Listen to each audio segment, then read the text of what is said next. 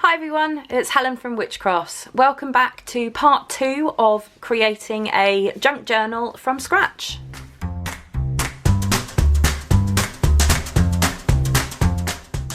So in the previous video, which I will link in the iCard and also down in the description box below, we made the fabric cover for our junk journal. So in the last video, if you missed it, then we picked a piece of background cloth and we added the embellishments and we sewed them all on. Now what we're going to do today is we're going to move on to attaching this fabric to our cardboard backing.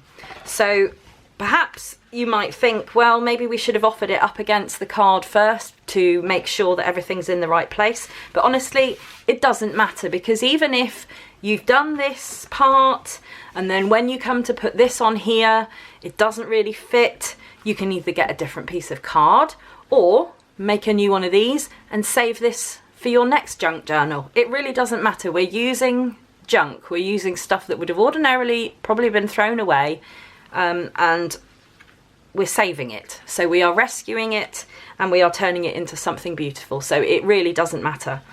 So what we've got to do first of all, I'm going to turn this over and then I'm going to offer up my card. Now as you can see, it does fit quite nicely and you can see the reverse of the stitching. So what we need to do is we just need to fold this around roughly and then make sure that we're happy with how that's going to look. So as you can see, this is what ours is going to look like very approximately. This is the spine here, and you can see there's quite a lot of this part of the embellishment hanging over at the top. So that's not really what we want. So I'm going to move this up a little bit so that we've got less of that coming over, because otherwise that's going to be very bulky right there on the spine. So that's much better. And then here, as you can see, we're just catching the very bottom of that little embellishment there, but that's fine. And then the sides are okay. So if you remember, I said that the width needs to be long enough to have a bit more fabric when you bend, because obviously this is a curving bend here and the fabric needs to have a little bit of flex to be able to do that. So we're going to attach the sides first. Now I'm going to be using both glue and the sewing machine for this part, but you can just use glue if you don't have a sewing machine. What I would recommend you to do is, if you are just going to use glue, is to put your glue on and then put the whole thing underneath some heavy books for probably overnight, to make sure that the glue is really going to stay in place. So I'm going to start off by doing, I'm going to turn it round actually. So I'm going to, this is our front and then this is the back. So I'm going to do the front first because that's more important to get right and have it looking sort of vaguely half decent. So we're going to fold this over and hold it sort of fairly tight in place. Now that's completely fine just there. So now I'm going to take some glue. So I'm using this 3-in-1 craft glue, which dries quite quickly and it also dries clear. The only thing I would say about it is it does have a tendency to leach through fabric. So sometimes you might end up with a little bit of glue visible on the other side of the fabric when you've done it. So don't use it if you're going to be putting anything that's really visible. The other option that you've got for this is to use PVA, which is a water-based glue, school glue, white glue. It's common and very cheap. So you could use this, but the only problem with this is because it's water-based, it does have a tendency to wrinkle papers, and also it doesn't dry particularly quickly because obviously the water in the glue has to evaporate before it can dry.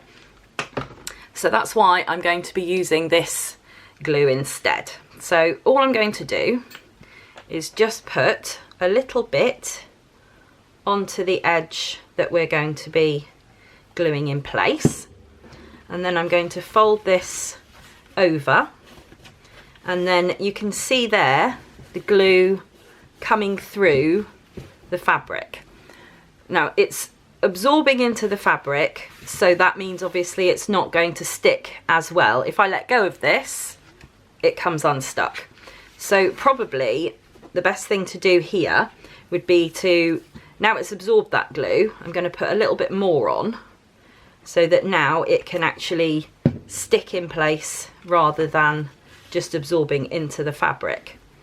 And then you could put something on the top just to hold it in place.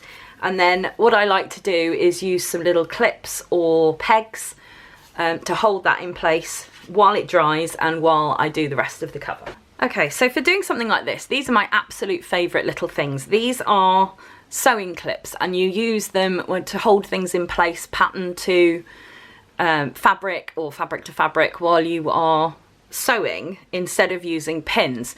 But we fairly recently moved house, and can I find my large bunch of these? Can I, you know? So normally I would put this on here and then use a whole bunch of those to hold it in place while the glue dried. But unfortunately, as I say, I can't find them. So I've got a couple of other options for what I can use. I can use some paper clips. So we can just slot these onto here, oops, to hold it while we let it dry. Alternatively, you could use sort of bulldog or crocodile clips to do the same thing, but I think I'm going to go with the paper clips because they're not going to mark the surface quite as much. So that's that side done. Now what we want to do is make sure that this side isn't too tight, because otherwise we're going to have trouble closing the book because the fabric will be pulling tight and the book won't want to close. So you need to do this tight enough that it's going to fit and you're going to get some of the wrinkles out, but not so tight that you're not going to be able to close the book properly. So the best thing to do is to fold it over and then just bend it across the spine and then glue it in that position. So again, because this is repositionable a little bit, we can put some down, fold this over and let it soak through the fabric, and then I'm going to pop a couple of paper clips onto here to hold it in place like that. And then when we fold it, just check that that doesn't feel too tight, like it's snagging too hard on there, which it isn't. So I'm happy with that. I'm going to pop some more paper clips on here to hold it in place while we do the rest of the cover. Now for the top and the bottom, we've got quite a lot of fabric here. So you could just fold this up like this if you want to, but you're going to end up with quite a big amount of fabric here at the corner if you do that. So what I would advise is working out where you want it to fold to, and then you can trim off the excess. So to do this, you just need to get a pencil or a pen or whatever you've got to hand and just mark,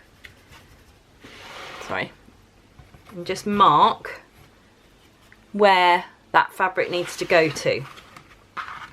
And then we're going to just have a little bit of a trim of the excess fabric there, so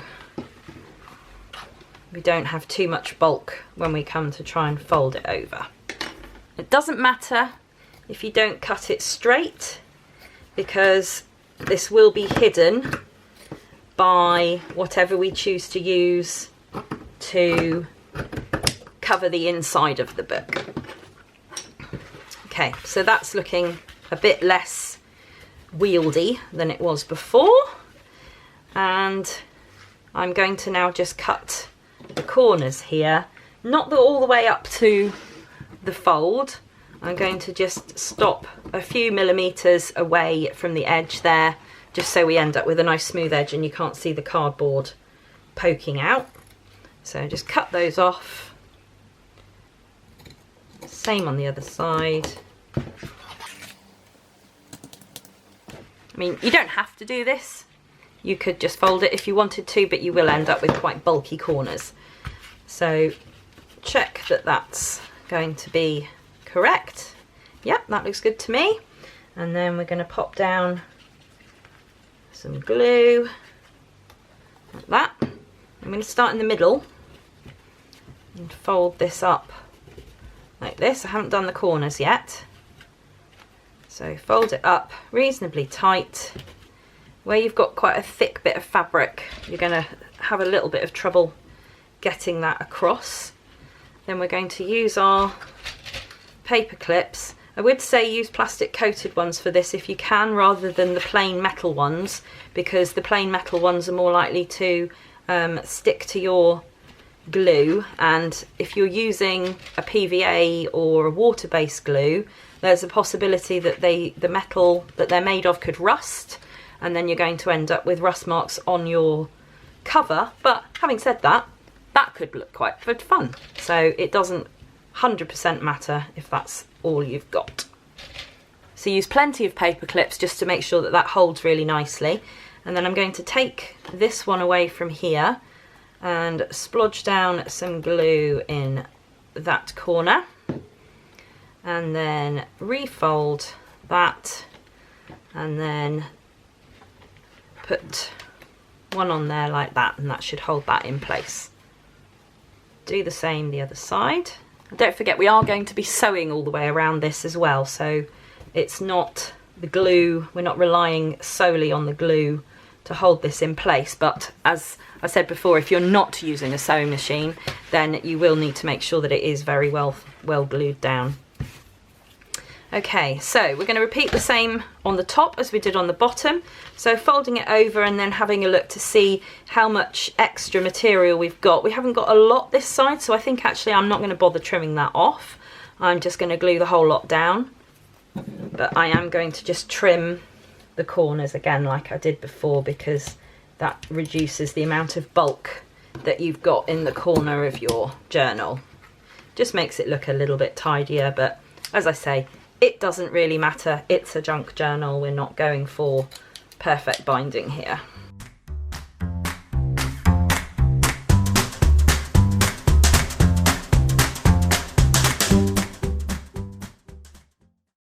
They all get stuck together in a great big long line. I don't know if it's just how they are, or if my offspring have been joining them all together. Glue all over my fingers, so I've got bits of string and hessian and all sorts stuck to me. So let's do these corners. So again, take this paper clip off. These edges should have had a little bit of drying time before we go ahead and do this part, so it shouldn't spring open the second you remove that paper clip, in theory. I'm just going to put another one across in the other direction on here, just to hold that up, just because it is that much taller than the other side of the journal.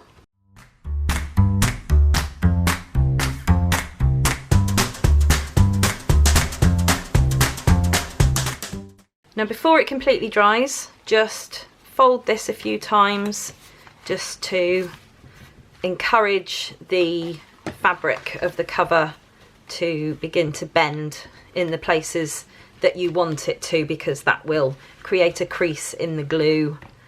And there we are. Okay, so we need to leave this to dry now. Although it's a fast drying glue, obviously it is still tacky, and if we were to try and sew around this with our sewing machine, I think it could end in disaster. So I think we will just leave this to dry for a couple of hours, and then I'll be back to take the paper clips off and then go and sew around the edges, and then we'll move on to the next part. Okay, so it's actually the next day, and this is now all completely glued and stuck down. So I'm going to take all the paper clips off and we'll just check, make sure that we're happy with how it's glued.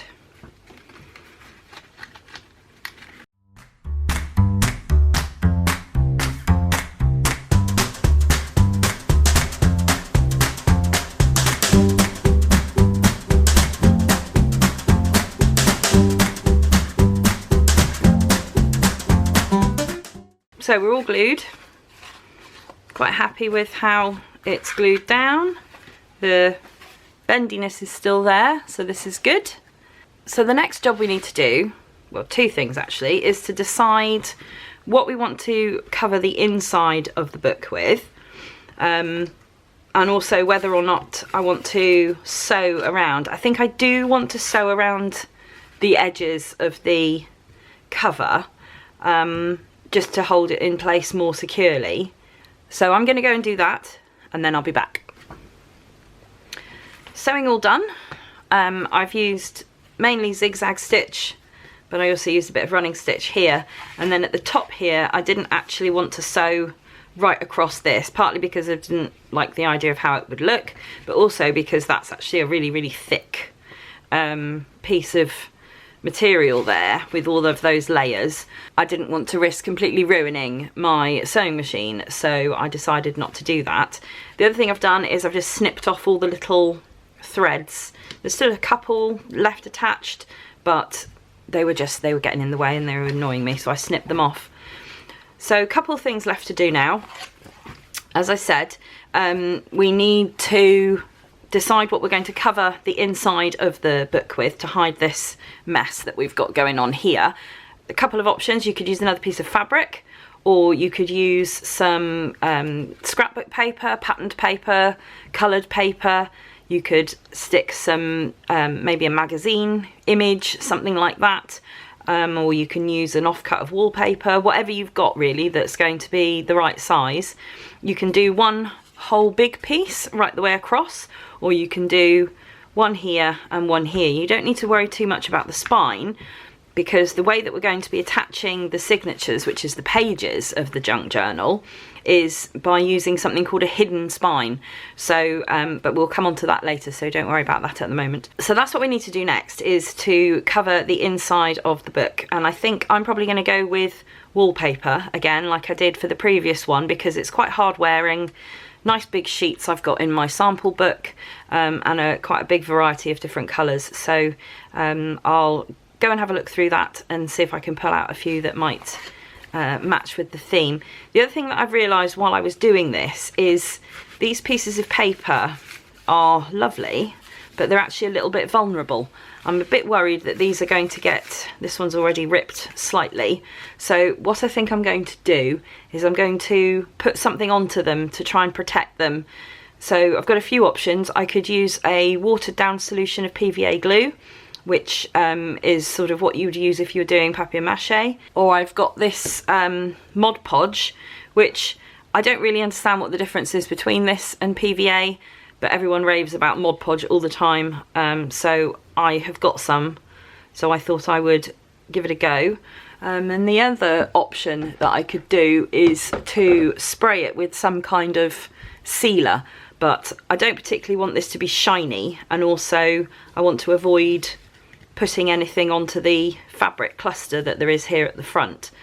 So I think I'm going to go for the Mod Podge. Now this is a matte finish Mod Podge, and it says it's a water-based glue, sealer and finisher, so we'll give it a try. I've never used it before. It's a learning journey, so let's see what this is like. It's quite runny and it smells a lot like PVA, so we'll see if it's just an expensive PVA or if it's something a bit more advanced than that. But if anyone knows what the difference is between just regular PVA and Mod Podge, then perhaps you could let me know.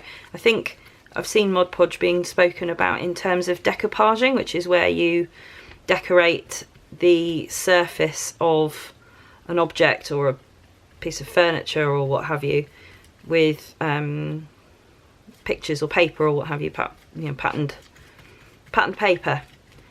So I think that's where it originates from, but I'd be fascinated to know why everyone always goes on about Mod Podge specifically rather than just regular PVA glue, because to me I'm not really seeing much of a difference between this stuff and the PVA, but we'll see. This one is a matte finish, so it could be better than maybe having a glossy finish, which is what the regular PVA would likely give you.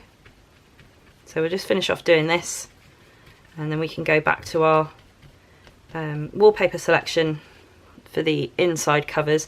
I've obviously got to leave this to dry before I can flip it over and do the insides, but while we're waiting for it to dry we can be choosing wallpaper.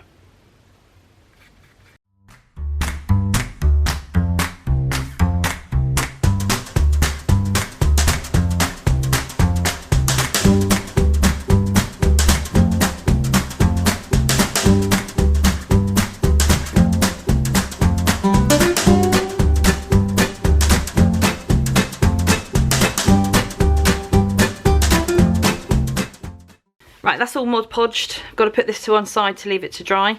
Sorry if you can hear a load of noise in the background, by the way. Some chaps have just knocked on the door to say they are investigating a power cut that we had the other night. Not just us, the whole of the side of our town. And they've traced the fault to a something or other cable just outside my house under the footpath. So they're going to be making a load of noise while they try and fix it, which is nice. Good job I'm going out later. Okay, I'm back. I had a search through my wallpaper samples booklet and I couldn't really find anything that I thought would go quite nicely with this, but I found some patterned paper, and I think this was a freebie in a crafting magazine. I'm going to use these two because they've got sort of blue colours in them and I really like this one, it's quite cheerful. So what we need to do, we don't need to worry too much about covering the inside of the spine because obviously we're going to be putting our signatures in here. And covering this up.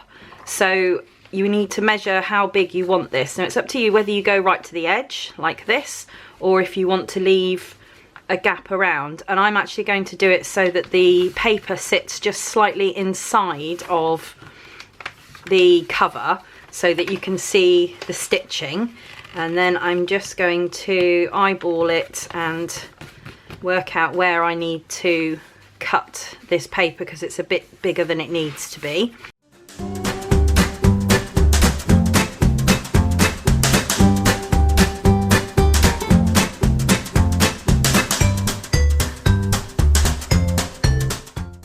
You can either use a paper trimmer or scissors or however you want to do this. I'm actually going to use a ruler.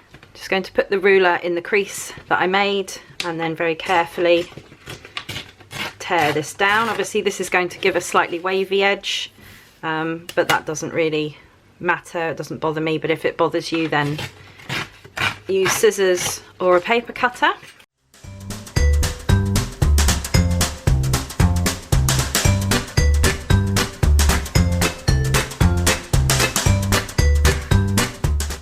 Okay, now before we glue these down, need to think about if you want some kind of closure to hold the book closed. Now when you work in this book, it's going to probably puff out quite a lot depending on how much extra things you stick to the pages inside. So I'm going to put a closure on, and I'm going to use this piece of, it's like a cotton ribbon I suppose. So we're going to use that, and then just to make it easier I'm going to go right the way across the entire width of the book, and then what we need to do is put some glue down. I'm going to use my 3-in-1 glue again, splodge some on and then just push that down. If you don't want to get glue all over your fingers, then of course you can use something just to push it down with instead.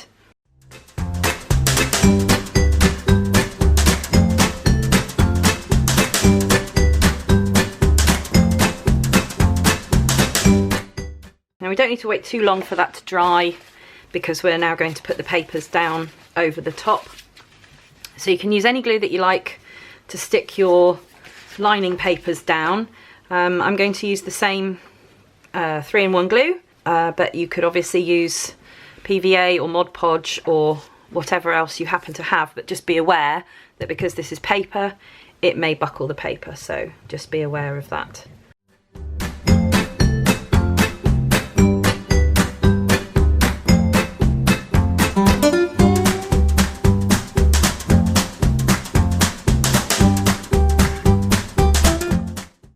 Now I advise leaving that for a couple of hours, perhaps put something heavy on the top of it just to hold it in place while you wait for it to dry, and then once it's dry, if you've got any edges like this where it's obviously lifting up, or you can do it before it dries like I am, then you can just put in a bit of extra glue and push it down. And obviously this glue dries clear, so if you do get a little bit of glue oozing out the sides, then it's not the end of the world.